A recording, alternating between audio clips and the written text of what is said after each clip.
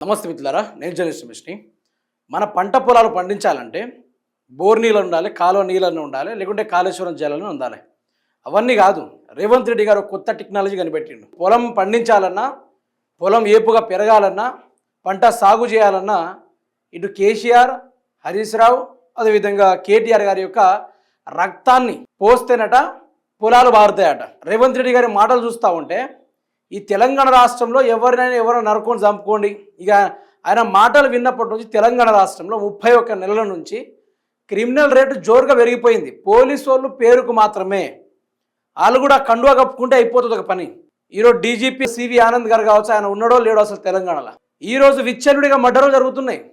POCSO కేసులో నిందితుడు వాళ్ళ కుటుంబాన్ని 6గురిని చంపేసిండు. అయినా కూడా ఇప్పటిదాకా మన వాళ్ళు ఆచుకు తెలుపరు. మన తెలంగాణ రాష్ట్రంలో గంజాయి ఎక్కడ ఉందని పసిగడితే లటక్కున దొరికిపోతుంది. గంజాయి ఎక్కడ దొరకాలి అక్కడ దొరికిపోతుంది, అవైలబుల్గా ఉంటుంది గంజాయి. కానీ టక్కున యూరియా బస్తా దొరకదు. తెలంగాణ రాష్ట్రంలో టక్కున చంపేయచ్చు ఒకరిని, కానీ వాడిని పట్టుకోవాలంటే మాత్రం 10 రోజులు 20 రోజులు టైం పడుతుంది. మళ్ళీ వాళ్ళ మీద రివార్డు ప్రకటిస్తారు. అదే ఒక యూట్యూబ్ జర్నలిస్టు ఫలానా రాజకీయ నాయకుడి మీద ఇట్లా మాట్లాడని తెలియగానే మాట్లాడిన మరుక్షణం ఇంటి ముందు పోలీసులు ఉంటారు. అంత టెక్నాలజీ ఏడుంది కానీ ఆడ మాత్రం లేదు. రేవంత్ రెడ్డి అన్నాడు కదా, మరి వాళ్ళ రక్తాన్ని కోసి సల్లాలే, వాళ్ళ రక్తాన్ని కోసి పారించాలని చెప్పిండు కదా. మరి రేవంత్ రెడ్డి సవాల్ ఇచ్చిరు. మరి బీఆర్ఎస్ పార్టీలో ఉత్తోళ్ళు అనుకున్నారా? వాళ్ళు మొగోళ్ళు అనిపించుకున్నారు. నిన్న ఒక్క ప్రెస్ మీట్ తోటి ఆషామాష కలిపి ఒక మొగోళ్ళు అనిపించుకున్నారు. మా రక్తమే కాదలిచి ఆ రక్తాన్ని కూడా సిద్ధం అని చెప్పేసి డైరీగా చెప్పేసారు. ఇప్పుడు ఏం మాట్లాడగలుగుతాడు రేవంత్ రెడ్డి? నోటి నుంచి మాట ఏదన్నా ఉందా మాట్లాడడానికి? ఇప్పుడు ఆ మాటలు ఏం రావు. ఇప్పుడు ప్రధానంగా ఈ వార్తలు ఒకసారి చూసుకోండి. నేను రేవంత్ రెడ్డి మాట్లాడిన విషయం పైన వీడియో చూపించి మరి హరీష్ రావు గారు ఏమన్నారో మీరే వినండి. రాయి కట్టుకొని తూకమను శని పోతుంది. ఎందుకంటే ఇట్లా పాపాలు చేసి ఇంకా ఎక్కువైనాయి. వీళ్ళిద్దరికి బెల్ట్ ట్రీట్మెంట్ ఇస్తే కానీ దాంట్లో పడరు. వాళ్ళిద్దరికి బెల్ట్ ట్రీట్మెంట్ అవసరం ఉన్నది. ఏమున్నది, వీళ్ళ పోసి రక్తం జరిగితే పంటల మీద అదే పండుతారు. ఎందుకంటే వీళ్ళ పలుపు కొవ్వు చూసింది కదా. రైతుల పంట పొలాల్లో నీళ్లు బారించండి ముఖ్యమంత్రి గారు అంటే మా రక్తాన్ని బారిస్తా అని రేవంత్ రెడ్డి గారు మాట్లాడుతా ఉన్నారు. ఇది ఒక ముఖ్యమంత్రి మాట్లాడాల్సిన భాషన. నీళ్లు కావాలని మేము అడిగితే రక్తం కావాలని రేవంత్ రెడ్డి అంటుండ్రు. సరే, నీకు రక్తం కావాలంటే ఇస్తాం, దానికి కూడా మేము వెనకాయటోళ్ళం ఏం కాదు. కానీ మాకు నువ్వు నీళ్లు ఇవ్వడానికి, ఒకవేళ మా రక్తమే నీకు నీళ్లు ఇవ్వడానికి అడ్డమైతే ఆ రక్తం ఇవ్వడానికి కూడా మేము సిద్ధంగా ఉన్నాం. రాజకీయాల్లో విమర్శలు సహజం. ఒక ముఖ్యమంత్రి స్థానంలో ఉండి ప్రతిపక్షాల యొక్క రక్తాన్ని పంటలపై చల్లాలి, బెల్ట్ తో కొట్టాలి అని మాట్లాడటం అనేటువంటిది అత్యంత జుగుత్సాకరం. ఆయన రక్త పిపాసి మనస్తత్వానికి ఇది నిదర్శనం. నేను ఎక్కడ మాట్లాడి, ఆయన బోధి పెవిలియన్ లో మాట్లాడి, పేరేమో బోధి పెవిలియన్. మాటలన్నీ హింసను ప్రేరేపించి హింసను తలపించేటువంటి మాటలు నిన్న ముఖ్యమంత్రి గారు మాట్లాడినారు. ఆ మధ్య చెప్పినాడు ఆయన హిట్లర్ తనకు ఆదర్శం. రేవంత్ రెడ్డి అందుకే హిట్లర్ తరహాలో ఒక హంతక భాష మాట్లాడుతూ ఉన్నాడు. కానీ ఒకటి మాత్రం నిజం, ఫైనల్ గా పాపం పండినాడు హిట్లర్ కు ఏ గతి పట్టిందో రేవంత్ రెడ్డి నీకు కూడా అదే గతి పడుతుంది. హరీష్ రావు గారు ఒక మాట చెప్పాల్సింది.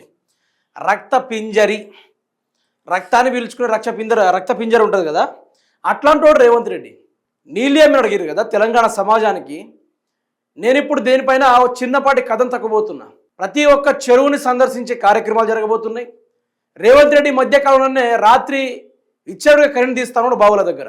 తెలంగాణ రాష్ట్రానికి 24 గంటలు కరెంట్ రావాలని చెప్పేసి కేసీఆర్ ఆనాడు కష్టపడితే ఈ మనిషి మహారాష్ట్ర కర్ణాటకకి కరెంట్ అమ్మేస్తా ఉన్నాడు. ఇప్పుడు కరెంట్ చూద్దామని కూడా చక్కగా లేదు వ్యవసాయ రంగంలో.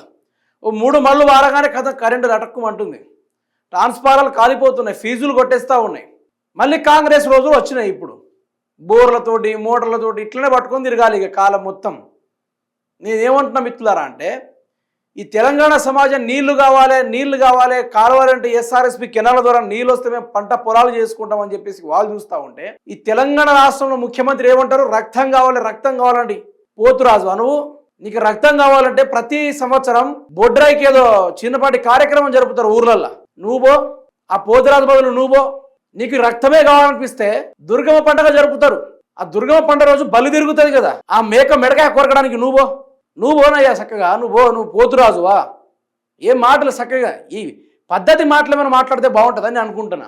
ఈరోజు ముఖ్యమంత్రి అంటాడు ఎవడైనా, రేవంత్ రెడ్డిని ఎవరైనా ముఖ్యమంత్రి అని అంటాడు. ఆయన మాటలు చూస్తూ ఉంటే నాకు మాత్రం చంద్రబాబు నాయుడు బినామీ లెక్క కనిపిస్తా ఉన్నాడు. చంద్రబాబు నాయుడు చెప్పిందే ఇక్కడ చేస్తున్నట్టు అనిపిస్తున్నాడు. ఇప్పుడు రేవంత్ రెడ్డి ఇలా మేడిగడ్డ దగ్గర పోవాల్సింది వదిలేసి ఆయన బేసిన్ తెలియని బేసిక్ లేని ఏవైతే మాటలు మాట్లాడారో నీటిపారుదల శాఖ ఉత్తమ్ కుమార్ రెడ్డి అయినా రేవంత్ రెడ్డి అయినా దేవాదుల ప్రాజెక్టు పరిశీలన పోలవరం ప్రాజెక్టు ఎత్తిపోతల కార్యక్రమం గురించి ఆడికి పోయారట.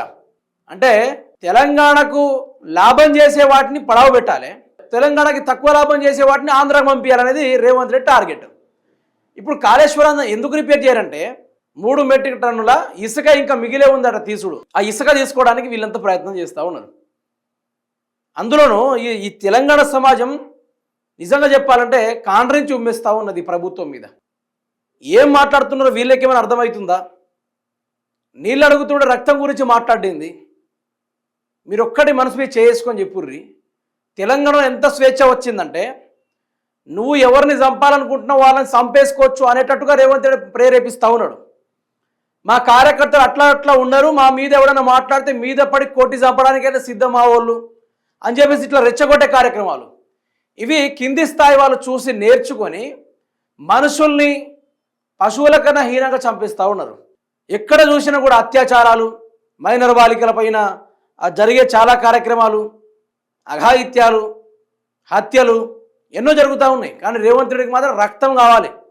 నిజమనిపిస్తుంది. తెలంగాణ రాష్ట్రానికి పట్టిన శనికి రక్తదర్పణం చేసే రోజు దగ్గరకు వచ్చిందని చెప్పట్టుగా రేవంత్ రెడ్డి మాట్లాడుతూ ఉన్నాడు. ఏ విధంగా అయితే హిట్లర్ అంతమైపోయిండో దాన్ని మించి రేవంత్ రెడ్డి తెలంగాణ రాష్ట్రంలో అంతమైపోతాడని చెప్పేసి హరీష్ రావు గారు మాట్లాడారు. నేనేమంటున్నా, బీఆర్ఎస్ పార్టీ వాళ్ళు మొగోళ్ళు, అందులో హరీష్ రావు ఆయన ఏందో నువ్వు విసిరిన సవాల్కి స్వీకరించట్టు మా రక్తం ఇవ్వడానికి సిద్ధం అని చెప్పేసి సాఫ్సీదా ఇచ్చిర్రు. ఇప్పుడు హరీష్ రావు మొగోడు కాబట్టే ఆయన అడిగిండు, నాకు నీటిపారుదల శాఖ మంత్రి అప్పచెప్పండి 3 నెలలని సెట్ చేస్తా అని చెప్పేసి. ఇవ్వడం చేతగాక, చేయడం చేతగాక, అసలు దేనికి పనికి రాక, ఢిల్లీకి పోవడం తప్ప దేనికి పనికి రాక తెలంగాణ సమాజాన్ని మొత్తం ముంచే కార్యక్రమంలో ఉంటూ ఈరోజు రేవంత్ రెడ్డి చేసింది ఏంది? ప్రాజెక్టులు ఏమైనా కట్టబెట్టిండా, చక్కదిద్దిండా, ఏమైనా చేసిండా? ఏది కూడా చేయడు. కాబట్టి నేను మాట్లాడుతుంది ఏం మిత్రులారా రేవంత్ రెడ్డిని అయితే ముఖ్యమంత్రిగా పిలిచే ఛాన్స్ అయితే ఇక్కడ కనబడడం లేదు. ఇక ఆయన ముఖ్యమంత్రిగా అయితే నాకు కనబడడం లేదు. నిన్నెవరో ఆయనని ఒక డెబేట్లో కూర్చుంటూ ఒక వ్యక్తి అన్నాడట, ఒక ఆంధ్ర వ్యక్తి డెబేట్లో కూర్చొని అంటే రేవంత్ రెడ్డికి జీవో ఫుల్ ఫామ్ తెలియదని చెప్పిండట. జీవో ఫుల్ ఫామ్ అంటే ఏదో తెలియదు. అట్లాంటి వాడు తెలంగాణకు సీఎం అయిన అడిగితే అతన్ని ఈరోజు పోలీసు వాళ్ళు అరెస్ట్ చేసిర్రు. వాహ్, ఏం పని చేస్తుందా పోలీస్ శాఖ?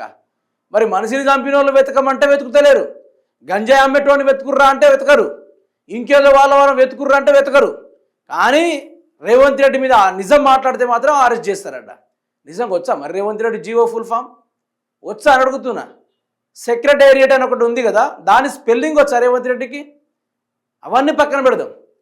రేవంత్ రెడ్డి విద్యాశాఖలో ఉన్నాడు. విద్యాశాఖలో గుర్తొచ్చినప్పుడు పోయి భోజనాలు చేసొస్తారు. కానీ విద్యాశాఖకు ఎడ్యుకేషన్ మినిస్టర్ ఫుల్ ఫామ్ అని తెలుసా? దానికి డెఫినేషన్ అని తెలుసా? ఈయనకి ఏం తెలుసు? రక్తం కోయాలి, రక్తం బారియాలట. ఏమనుకుంటున్నావు? ఇట్లాంటి వాడు ఆడుండాలంటే, రక్తాన్ని కోరుకున్నట్టు ఆడుండాలంటే మేకల్ని బలిచ్చే కాడ, కుర్బానీ చేసే కాడ, ఆ బోటి కొట్టేటట్టు ఉంటారు చూసిరా, గాడ ఉంచాలి, ఆ షాప్లో ఉంచాలి. ఈ లెక్కను చూసుకుంటే, ఆయన మాట్లాడే మాటలు చూసుకుంటే ఇంకొక 4 రోజులు రైతాంగం కదం దొక్కుతారు. నువ్వు ఏ నీళ్ళైతే బంధు పెట్టినావో ఉరికిచ్చి రోడ్ల మీద రైతులు కొడతారు చూడండి. ఎవరిని వదలరు. అది అధికారులైనా, మంత్రులైనా, సీఎం అయినా, ఎమ్మెల్యేలైనా. మీకు మాత్రం తడిసిపోయే రోజులు దగ్గర నాకు క్లారిటీగా అవపడుతుంది. అది మీరు ఏ కాళేశ్వరాన్ని అయితే పడావు పెట్టి నీళ్ళు ఎత్తకుండా ప్రయత్నాలు చేస్తూ ఉన్నారో ఇక పొట్టు జరగబోతుంది తెలంగాణలో. ఎవ్వరు కూడా మిమ్మల్ని వదిలిపెట్టరు. ఏ తెలంగాణకు నీళ్లు వారియకుండా మీరున్నారో, మరి ఎవరి రక్తాలు వారుతాయో, ఎవరి రక్తాలు కోసి పొలాల మీద పండుతారో అది కూడా తెలంగాణ సమాజమే తేల్చి చెప్పే రోజులు దగ్గరలో కూడా ఉన్నాయి.